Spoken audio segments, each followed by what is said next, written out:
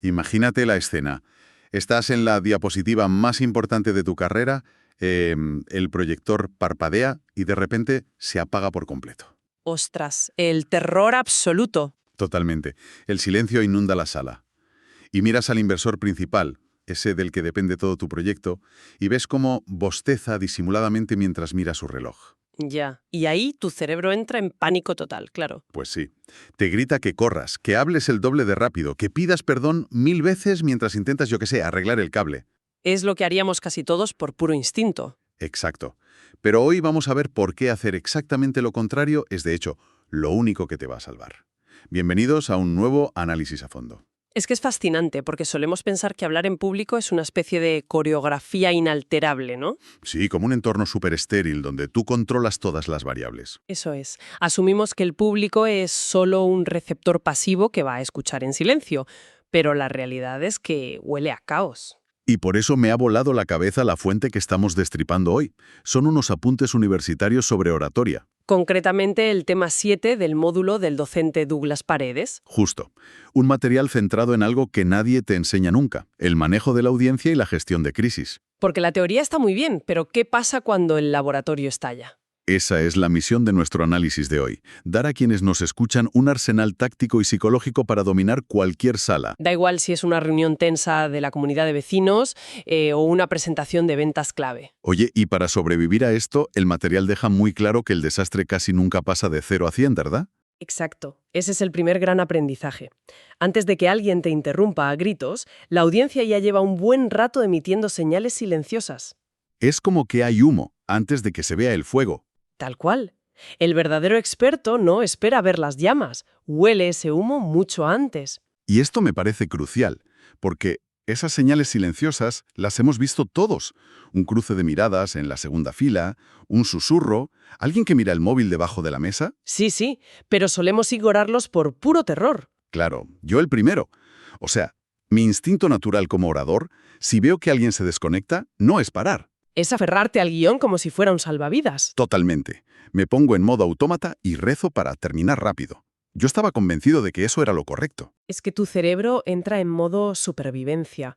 Pero, a ver, acelerar y aferrarte al guión cuando has perdido al público es el equivalente exacto a pisar el acelerador cuando notas que el coche se sale de la carretera. Madre mía, qué buen ejemplo. Te vas directo por el barranco. Directo. Por eso, lo que propone este material es una maniobra radical. Lo llaman el rompimiento de estado. Rompimiento de estado. Suena un poco a película de ciencia ficción, las cosas como son. Suena súper intenso, pero es muy terrenal. Básicamente, cuando ves esa desconexión, tienes que asumir que el guión ha muerto. Tienes que reiniciar el cerebro de la gente.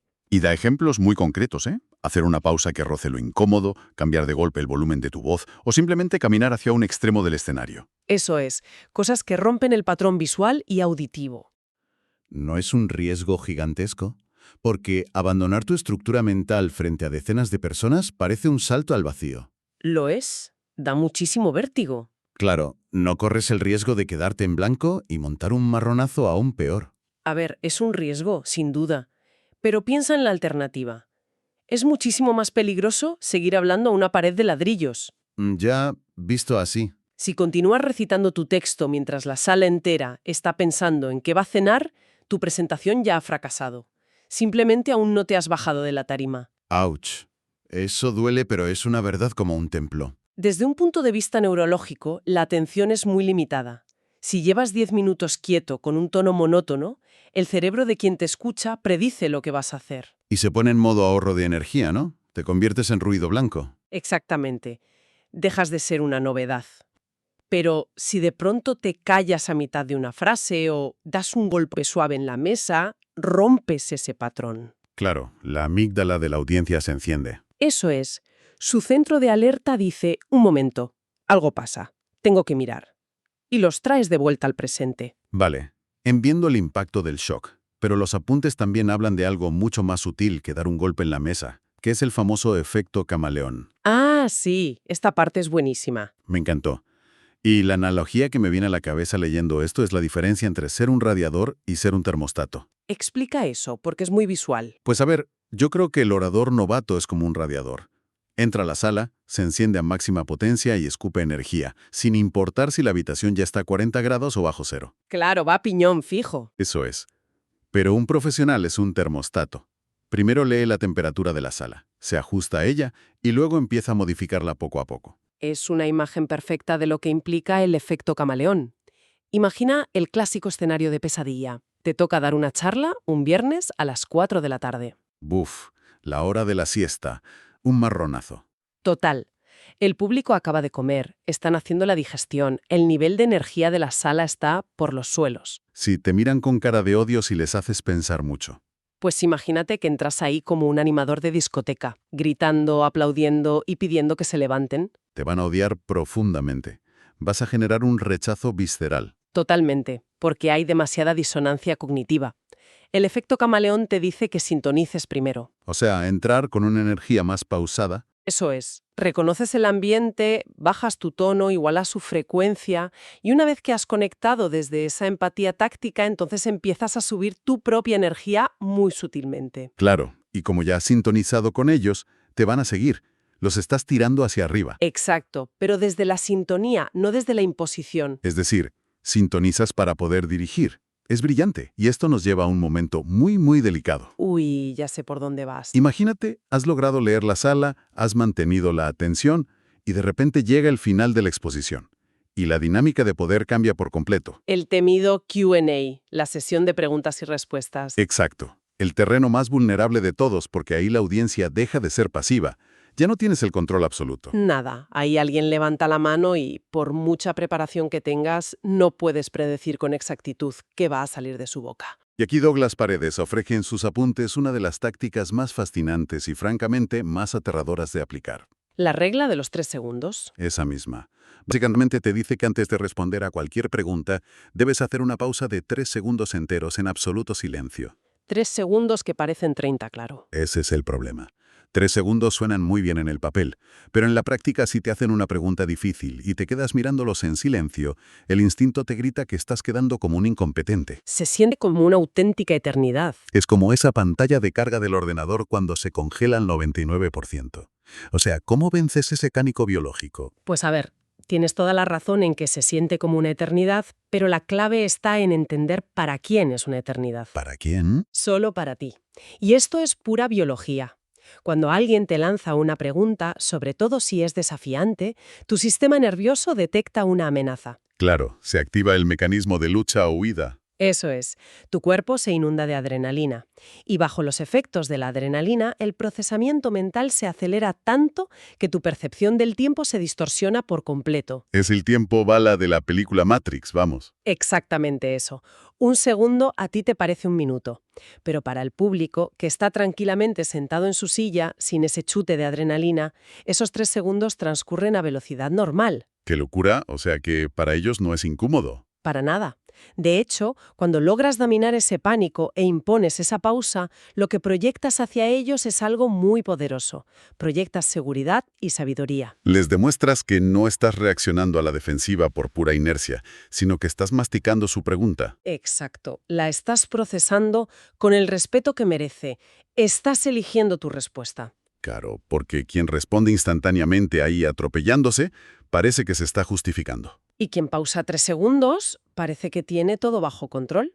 Oye, y hablando de no reaccionar a la defensiva, hay otra técnica ligada a esta que me encanta: agradecer y validar. Uf, poderosísima. Especialmente cuando la pregunta es hostil. Y ahí yo veo un conflicto, fíjate. Parece de sentido común decir algo como, gracias por esa pregunta, es un punto interesante. Pero si alguien me ataca con mala fe, ¿no le estoy dando la razón si le valido? Es muy normal pensar así. Yo misma lo pensaba. Pero hay que diferenciar entre dar la razón y validar la perspectiva. A ver, explícame esa diferencia. Si tú respondes directamente al ataque con otro ataque o defendiéndote, entras en una escalada. Le estás dando el conflicto que precisamente busca. Entras al trapo, vamos. Eso es. Pero si empiezas agradeciendo y diciendo que su aportación es interesante, lo que hace psicológicamente es bajarle la guardia de golpe. Lo desarmas por completo. Lo desarmas. Es muy difícil para un ser humano seguir atacando con agresividad a alguien que acaba de decirle públicamente que su punto de vista es valioso. Le quitas el combustible a su hostilidad. Es magia negra psicológica, me encanta. Funciona de maravilla. Vale, ¿y qué pasa si la pregunta no es hostil, sino que es una trampa o un galimatías incomprensible? De estas veces que alguien te habla durante 2 minutos y al final no sabes ni qué te está preguntando. El clásico que más que preguntar quiere dar una charla. Ahí entra la pregunta espejo. Eso, la pregunta espejo. Quiero que hagamos una prueba tú y yo para que se entienda bien. Venga, dispara. Imagina que yo soy alguien del público y te digo, con tono un poco sobradillo. Pero vamos a ver, tu plan de marketing es un absoluto desastre porque no tiene en cuenta las microtendencias de los algoritmos de vídeos cortos, entonces todo esto no sirve para nada. Vale. Si yo aplico la pregunta espejo, te miraría y te respondería algo así. A ver si te he entendido bien. Para asegurarme de responderte correctamente, te refieres a cómo vamos a adaptar nuestra estrategia global de contenidos específicamente al formato de vídeo. ¿Corto? Buah, wow. Me has quitado todo el veneno de la pregunta de un plumazo. Y fíjate en 2 cosas tácticas que acaban de pasar aquí. Primera, he ganado un montón de segundos valiosos para pensar mi respuesta mientras yo hablaba y tú asentías. Cierto, estabas ganando tiempo. Y segunda, y más importante, he reencuadrado tu ataque. Tú hablabas de que mi plan era un desastre. Yo he transformado eso en adaptar la estrategia al formato corto. Me pides confirmación sobre tu versión saneada de la pregunta. Es brutal. Exacto. Y una vez que tú asientes y dices, sí, a eso me refiero, ahora yo estoy jugando en mi terreno, con mis propias reglas. Es brillantísimo. Puro control de la narrativa y sin usar la confrontación directa en ningún momento. Es que confrontar directamente casi nunca sale bien. Ya, pero claro, hasta ahora estamos hablando de un entorno donde las cosas funcionan a nivel técnico. Las palabras son armas muy sofisticadas, sí. Sí, pero a veces el caos no viene de las palabras. Exacto. ¿Qué pasa cuando la ley de Murphy entra por la puerta? Cuando hablamos de gestión de crisis, no todo es dialéctica. A veces el desastre es puramente material, el fallo técnico. Ostras, el proyector que muere, el micrófono que hace un acople ensordecedor que deja a todos sordos. O el ordenador que, en mitad del clímax de tu discurso, decide que es un buen momento para reiniciar e instalar actualizaciones. El terror de cualquier polente. Y aquí el material es tajante sobre algo que hacemos instintivamente mal frente a los fallos técnicos. Sí, la reacción automática. La que veo en el 99% de las presentaciones. Deshacerse en disculpas. El orador empieza a sudar, mira los cables y empiezan, ¡ay, perdonad! Madre mía, lo siento muchísimo, qué vergüenza, a ver si lo arreglo. Y lo que el texto dice es que está terminantemente prohibido disculparse repetidamente. Totalmente prohibido. Pero, a ver, no es empatía eso. Te estás disculpando por hacerles perder el tiempo, ¿no? No, no es empatía, es victimismo. ¡Auch! Otra pedrada de realidad. Es que el público es inteligente. Saben perfectamente que si el cable HDMI está roto, no es culpa tuya. Claro, no lo has roto tú a posta. Exacto. No te están juzgando por el fallo técnico, te están juzgando por tu liderazgo ante la adversidad. O sea, ¿evalúan cómo reaccionas bajo presión? Eso es. Si te hundes y te conviertes en una maraña de nervios, muestras una fragilidad extrema. Demuestras que dependías al 100% de tus diapositivas. Y que sin ellas no eres nadie. ¿Vale? ¿Y cuál es la alternativa entonces? Usar el humor y seguir adelante con seguridad. Da un ejemplo, ¿cómo lo harías? Pues como plantea el texto, si la pantalla se va a negro, tú sonríes, das un paso al frente y dices algo como, bueno, parece que la tecnología ha decidido que hoy nos enfoquemos solo en mirarnos a los ojos y tener una buena conversación, así que sigamos. Qué bueno. Y continúas de memoria, claro. Claro. Y si haces eso, tu autoridad frente a esa sala se dispara por las nubes. Les demuestras que el mensaje eres tú, no un montón de píxeles proyectados en la pared. Me parece súper potente. Es que cambia toda la percepción de quién eres. Vale, eso está genial para sobrevivir a una máquina, pero vamos a subir la apuesta, que es a lo que venimos hoy. ¿Qué ocurre cuando el problema no es un cable defectuoso, sino una persona? El jefe final del videojuego. Tal cual. El texto aborda una de mis peores pesadillas, el famoso heckler. El saboteador. Ese mismo. Esa persona del público que decide interrumpir constantemente, que critica en voz alta o que intenta secuestrar la charla para dar su propia mini conferencia. Que de esos hay muchos. Uf, hay muchísimos. Y el saboteador es probablemente la prueba de fuego definitiva. ¿Y cuál es la regla de oro para lidiar con él? La regla inquebrantable que se plantea aquí es que jamás, bajo ningún concepto, debes entrar en una guerra de egos con esa persona. Nada de intentar quedar por encima. Nada.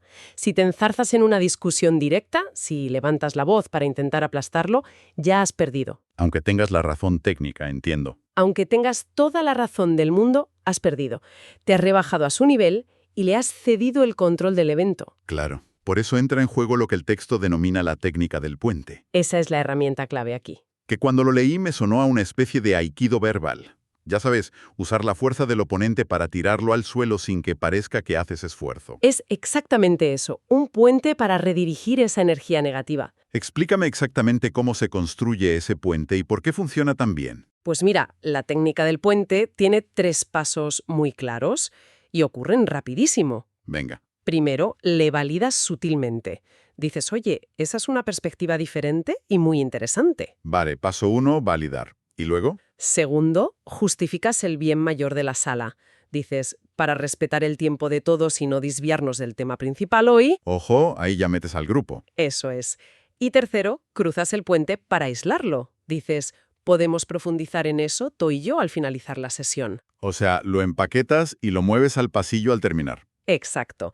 Y lo más importante, sin esperar su respuesta, retomas el contacto visual con el resto de la sala y sigues con tu siguiente frase. Pero, a ver, me surge una duda sobre la psicología oculta aquí. Si yo soy un saboteador con ganas de gresca y lo que quiero es atención, ¿por qué iba a aceptar que me desplaces al final sin montar más bronca? Es una buenísima pregunta. Y la respuesta es por la presión del grupo. La presión social. Sí, y este es el detalle brillante. Un saboteador busca conflicto, porque es el oxígeno de su ego. Al validarlo inicialmente, diciendo que su perspectiva es interesante, le quitas el oxígeno, porque no le ofreces una resistencia contra la que pueda chocar. Ah, claro, no tiene una pared contra la que golpearse. Exacto. Y al apelar al tiempo de todos en la sala, pones inmediatamente al resto del público de tu parte. Porque a nadie le gusta que un pesado le robe tiempo de su vida. A nadie. Entonces, cuando tú frenas al saboteador con amabilidad, pero con una firmeza férrea, no solo lo neutralizas a él, te ganas el respeto incondicional de los otros 99 asistentes. La sala se pone de tu lado de forma automática. Es fascinante cómo para desarmar a un saboteador usamos palabras y empatía. Sí, pero cuidado. Ya, es que resulta que a medida que profundizamos en el material de Paredes, descubrimos que la herramienta de dominación más absoluta que tiene un orador requiere justo lo contrario, apagar el micrófono por completo. Ah, sí. El arma más letal de todas. El silencio. El silencio, que es de lejos la herramienta peor comprendida y más temida por quienes somos más novatos en un escenario. Es que tenemos una programación social brutal contra el silencio. Nos hace sentir una necesidad visceral de rellenar cualquier vacío sonoro con palabras, con risas nerviosas. O con 1000 muletillas, el típico o el bueno pues. Sí, huimos de él porque nos aterra el silencio incómodo. Como en la radio o en los podcasts, que un silencio es un fallo técnico. Pero el texto desglosa 3 usos tácticos donde el silencio no es incómodo, sino que es magistral. Vamos con ellos, porque son oro puro. El primero es usar el silencio justo antes de una frase clave. Y eso sirve puramente para generar expectativa. Tú vas hablando a un ritmo constante y de pronto, silencio absoluto de 2 segundos. Me imagino la gente levantando la mirada del móvil. Todo el mundo levanta la mirada y se inclina hacia adelante. Has creado un vacío que sus cerebros necesitan rellenar de inmediato. Es como el redoble de tambor antes del truco de magia. Vale, y el segundo uso es el silencio justo después de una frase clave. Eso es. Lanzas el dato más demoledor de tu presentación, tu argumento estrella, y en lugar de pasar corriendo a la siguiente diapositiva, te callas. Te callas y lo dejas flotando en el aire. Porque necesitas darle a la idea un espacio para respirar. Si lanzas una idea brillante y sigues hablando corriendo, el cerebro de la audiencia no tiene tiempo de procesarla. Has pisoteado tu propio impacto por ir con prisas. Exactamente. Pero mira, el tercer uso es mi favorito personal y enlaza perfecto con lo que hablábamos de la gestión de crisis. Es el silencio ante una distracción. Este requiere muchísima seguridad en uno mismo. Imagínate el escenario. Estás hablando y hay 2 personas cuchicheando ruidosamente en la tercera fila, molestando a todos. El instinto te dice que pares y digas, oye, por favor, ¿podés guardar un poco de silencio? Lo cual, según los expertos, es un error garrafal. ¿Por qué? porque cuando pides silencio, por favor, estás pidiendo un favor. Te estás poniendo por debajo de ellos en la escala de autoridad de la sala. ¡Ostras! ¡Qué sutil, pero qué cierto! Entonces, lo que dice el material es que debes dejar de hablar por completo, plantar los pies en el suelo y mirar tranquilamente, sin enfado, hacia las dos personas que están haciendo ruido. En absoluto silencio, hasta que paren. A mí esto me recuerda a esa mirada fulminante de una madre o un padre cuando hacías algo mal de pequeño en un restaurante. Tal cual, la mirada que te congelaba la sangre. No necesitaban gritar, el silencio te paralizaba. Es devastadoramente efectivo. Es que hacer silencio y sostener la mirada es ejercer pura autoridad. Les estás diciendo a la sala, sin usar ni media palabra, tengo todo el tiempo del mundo y el control total de este espacio. Y además funciona maravillosamente porque la presión social de la que hablábamos antes, la del resto de los asistentes, recae inmediatamente sobre los ruidosos. Claro, todo el mundo se gira a mirarles y ellos mismos se callan, muertos de vergüenza. Pero claro, dominar estas técnicas, dominar el pánico biológico de los 3 segundos, o atreverse a sostener ese silencio tan agresivo, eso no sale natural. Requiere práctica. Muchísima práctica. Y por eso los apuntes me han encantado en su parte final, porque proponen un auténtico campo de entrenamiento. Ejercicios muy concretos para sufrir en privado y brillar en público. Sí, son unos simulacros brutales. Quiero que me detalles el primero que proponen, que lo llaman el distractor. Este ejercicio es genial y lo puedes hacer perfectamente en tu salón. Consiste en preparar tu charla y pedirle a un amigo o a tu pareja que haga de saboteador extremo. Vaya papelón para tu pareja. Ya te digo. Mientras tú hablas, él tiene que mirar el móvil exageradamente, suspirar fuerte, hacer ruido con unos platos o incluso cruzarse por delante de ti. Suena absolutamente desquiciante. Yo me enfadaría de verdad. Lo es. Pero el objetivo no es que te salga la charla perfecta ahí. El objetivo es entrenar el músculo de tu paciencia. Vacunarte contra el pánico. Eso es, que aprendas a mantener el hilo de tu pensamiento mientras gestionas emocionalmente la distracción extrema y usar tu lenguaje corporal para intentar reconducirle. Me parece un ejercicio muy top. Luego hay otro maravilloso que llaman la improvisación ante el vacío. Otro clásico del entrenamiento de oratoria dura. Básicamente, pides a alguien que, en medio de tu ensayo general con diapositivas en casa, te apague el monitor por sorpresa. El famoso fallo técnico forzado. Y este ejercicio te obliga a depender puramente de tu estructura mental, de la memoria muscular de tu discurso. Y no de estar leyendo puntos en una pantalla como un loro. Exacto. Yo estoy segura de que si logras terminar tu argumento de forma coherente en el salón de tu casa sin la pantalla, te garantizo que un apagón real en un auditorio te va a dar exactamente igual. Las que más terror te daría que te hicieran. Esas preguntas que te hacen sudar frío solo de pensarlas. Y practicar en voz alta la estructura defensiva. Agradecer, validar, usar la pregunta espejo y aplicar el puente. Se resume en transpirar muchísimo en el entrenamiento para no sangrar luego en la batalla. Totalmente. Y fíjate que todo este arsenal de técnicas, el campo de entrenamiento, la gestión de la adrenalina, este aikido verbal, todo confluye en el gran mensaje final de este módulo. Sí, hay un principio fundamental en los textos de Paredes que cambia por completo el paradigma. Y es que la oratoria, por contradictorio que parezca, no va sobre el orador. Para nada. Va sobre la audiencia. Se trata pura y exclusivamente de servir a quien te escucha. Ese es el clic mental definitivo, ¿verdad? Es que lo cambia todo. Cuando alguien sube a hablar preocupado por si le sudan las manos, por si se le olvida una palabra o por si parece suficientemente inteligente, está operando única y exclusivamente desde el ego. Claro. Y es el ego el que entra en pánico ante un saboteador o ante un proyecto roto. ¿Porque te sientes atacado tú? Exacto, pero cuando entiendes que tú estás ahí como una simple herramienta para entregar valor, para resolverle un problema a las personas de esa sala, el foco cambia de lugar. Es como quitarse una mochila llena de piedras pesadísimas de los hombros. Tal cual, el miedo al fallo desaparece porque tu deseo de aportarles algo útil pesa mucho más que tu miedo a equivocarte. Te conviertes en un canal para el mensaje. Y por eso las crisis se vuelven 100% manejables. Ya no las percibes como un ataque personal contra tu imagen inmaculada. Exacto, sino como simples obstáculos logísticos, baches en tu misión de hacerles llegar ese mensaje que necesitan. Y esto me lleva a una última idea. Un pensamiento que quiero dejar flotando para que le demos una vuelta antes de cerrar el análisis de hoy. A ver, cuéntame. Piensa en esto. Nos pasamos horas, días enteros frente al espejo ensayando, maquetando las diapositivas más impecables del universo e intentando controlar hasta la última coma para que nuestra presentación sea perfecta. Sí, buscamos un entorno clínico, sin interrupciones, sin fallos. La fantasía de la que hablábamos al principio. Exacto. Pero, y aquí viene la reflexión.